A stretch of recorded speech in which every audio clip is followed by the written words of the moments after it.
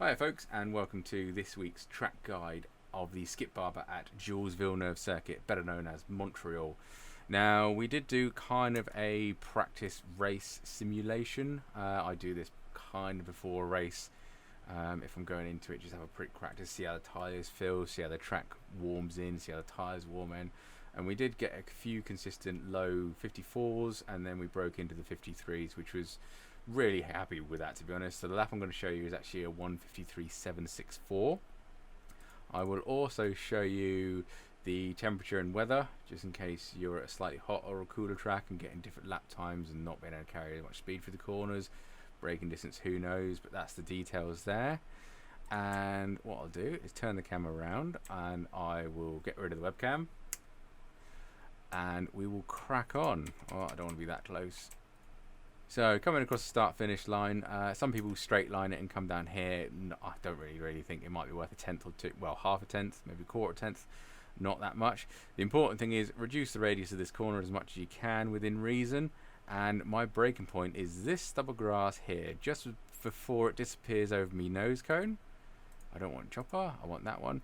Just as we're coming alongside of it, I'm on the brakes, so you can see.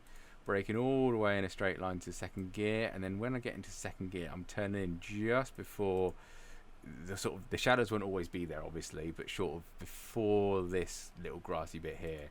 So turning in, coming off the brakes. Now twice I've gone down this groove.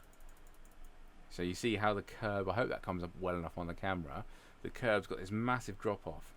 Both times I've gone in it, I've got steering damage. So I actually go in it this time and get away with it, but I advise you to avoid this like the plague.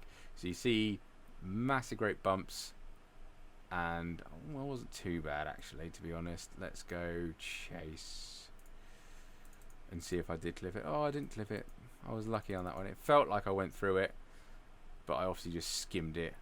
But yeah, avoid that like the plague, because I got steering damage, which makes you slow in a straight line. You can't turn right, for example, because I think it did something on the left hand side steering, which is fair enough. Anyway, we were in second. We dropped down to third on this second braking zone as we come into turn 2. Now turn 2 is a real cheeky little rascal. You kind of need to virtually stop the car, rotate it, and then accelerate. So you can see I'm down to 42 miles an hour before I come back on power, and I'm trying to hug this line as best I can to try and straighten the car up as quick as I can, because otherwise we're just understeering, losing grip, losing time, which is a little bit annoying. So I do run it out to the outside, but again, I don't really use all of the track, and I'm back to cut this corner. Now, I don't think this classifies as a corner, to be brutally honest, but we're disappearing it and straight line it as much as possible. Coming into the second chicane, we are braking at the 100 meter board, just slightly before, so about there will do. Go to cockpit. You can see the ones just before it. You can also get on a few shadows if you want to, but as I said, I don't really trust shadows because they're not always there. So just as we're coming up to it, braking again down to second gear, and again I'm nervous about this little rascal. It's not as deep as it was on turn 1, but I have been trying to avoid it just to be safe. So we do turn in quite well. We do miss it quite happily. So let's go chase again. Just show you my line through there. So you can see we're just missing it. And right now I'm actually changing into third.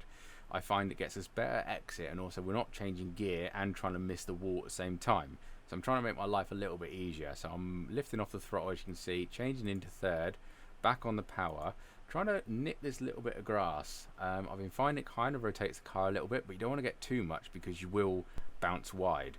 So if you can just touch the grass, that would be ideal. And I'm fully on the power. And also, one thing about these corners, and there's a lot of them around Montreal, is you need to get the car rotating before the corner. Now that sounds completely daft, but if I slow this really down, I'm kind of already facing the car turning before I'm at the apex. So it's always one of them corners with these, particularly with a lot of chicanes around here, is sacrifice the first one to maximize the second one in the exit. So if you look here, let's go back a bit. I mean, minus the little lift on full throttle, so I'm accelerating, starting to rotate the car to the left hand side to get through the second chain, lifting off, changing into third, back on the power. So this little straight that goes on down here, it's not very long, granted, but my straight for the acceleration is basically starting here. And that's the thing, I think, particularly with this track and most skippy tracks, to be honest, is getting on the power early. So you can see I never lift off.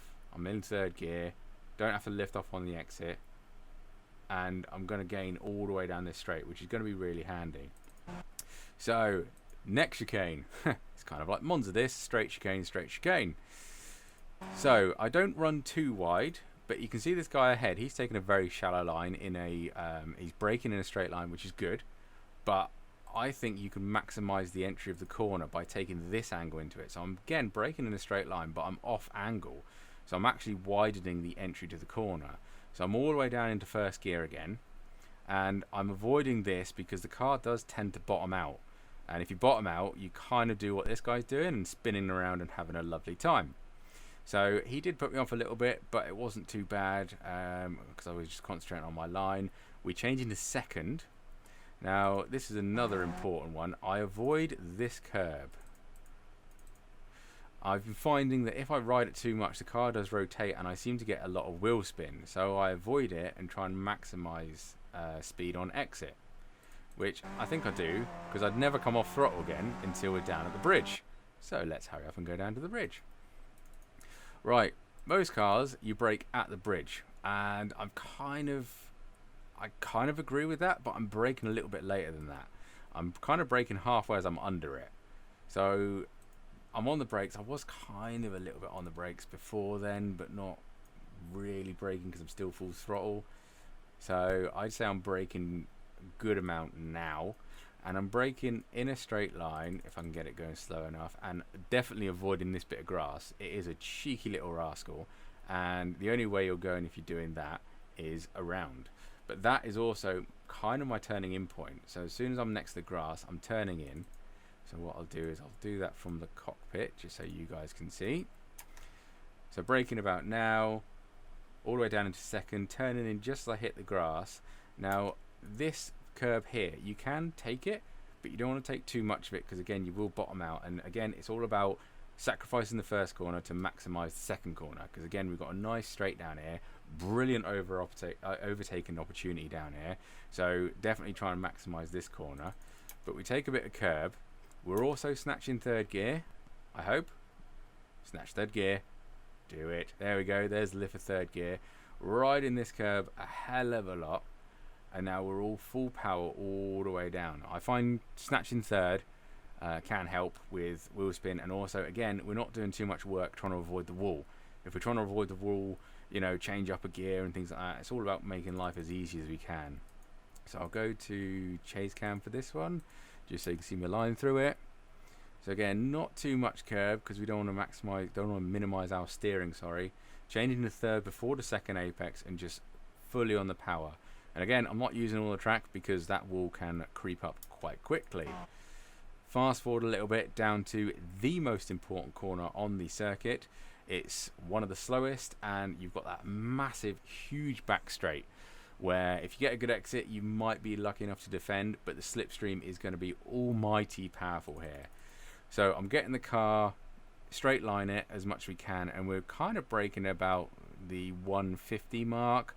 I kind of just, you know, try and break in between to 2, so there we go, kind of maybe at the 175, braking as hard as we can without locking up all the way down into first gear. And this is another corner where it feels like you need to stop the car and then rotate it and then get on the power. So you can see here we're down all the way down, start turning in, probably, I don't know where my apex point is, usually I go by speed. But you can see this little notch here, you can use it as a marker if you wish, but I'm kind of just using as this goes over my sort of right hand tyre here as the curve disappears over it. I mean, it's a bit awkward to see because obviously I've got triples, which is a bit of an advantage, so I'm trying to focus on the centre monitor here when I'm turning in. So you can see here, braking, coming off the brakes, turning in, and I'm still braking, and I'm all the way, look at the steering angle, 35 miles an hour, and I'm back on the power, unwinding the steering wheel. Don't maximize the exit too much because there's a wall there, but you want to get on throttle as early as possible because this is where I think I gain at least 2/10, trying to get a good exit out of that hairpin. So what I do is straight line it as much as I can. We'll fast forward a little bit, try and minimize steering input, trying to maximize straight line speed. And we're coming to the trickiest corners on the track because it's got the Wall of Champions on it. So we are braking around the 200-meter board, 200-yard board, whatever it is, the 2 board, that'll do. I'm slightly before, but I'm off the throttle, braking in a straight line. Now I'm going down to second, and that's mainly because I feel like I get a better entry and rotation. First of all, we are turning in quite early, just after the 1 board / at the 1 board, and I do get a snap of oversteer here, which kind of helps me. But we smash that curb back on the power, and I'm up into 3rd gear just as I go over that curb because I find it minimizes wheel spin again, and we just missed that barrier. Now the lap before this was actually, to me, a better corner, but I did take this faster. So I think what I'll do is show you lap 13. Right then, so this is lap 13, as you can see here. So this was the one as we were coming on to the fastest lap of the practice session. So this actually finished as a 1:33.9, and you can say we're still braking about a 200-meter board down into second, but I get a better entry because I think I turn in a little later. So before I turned in at the 1, and this time I'm definitely turning in after the 1. So you can say 1's passing, and now we've fully passed it, and now we're turning in. So this to me feels like a safer way of taking this corner. I take less curb on the first one, so you can see I'm right where the black marks are. Changing into 3rd earlier, so I get a little jump there, and immediately trying to switch the car over, and I kind of smash this curb as much as I can. Arse of the car gets in the air, which probably helps with rotation. You can see here we get a lot better, cleaner line straight out of it, so we come a little less closer to the barrier behind. With this chicane, it's one of them things you're going to have to practice it. I take it slowly, get used to coming over these curbs because they are huge. Get used to the way the car rotating and increase the speed. Expect to hit this wall a lot and expect to spin out a lot. But this is where if you practice these 2 turns over and over and over again, I mean, go in a practice session. And yeah, keep going, because this is where you can gain a hell of a lot of time, because people won't be very quick through here because it is so tricky. You can see, I mean, that's half speed and the car's bouncing all over the place. So play at full speed. I mean, it's definitely giving the suspension a workout. So what I will do is I'll show this lap where I get close to these walls just so you can see the difference. As you can see, we get a snap of oversteer, we take way more of that, change into 3rd later, and we get so close to this barrier. I mean, it's about a foot, but it was closer than I wanted to, put it that way. Definitely take the my last lap replay on that one. I don't like that one. That was a little bit too close to the edge, particularly down to that one, but technically it was faster, so I'll let you guys decide on that one. But that is kind of a lap of circuit Gilles Villeneuve, and as I say, we finished with a 1:53.764. So I hope you enjoyed that one, guys. Hope it was helpful. Let us know if you're quicker than me, because I'm definitely not perfect. And I'll catch you on the next one. Cheers, guys. Bye-bye.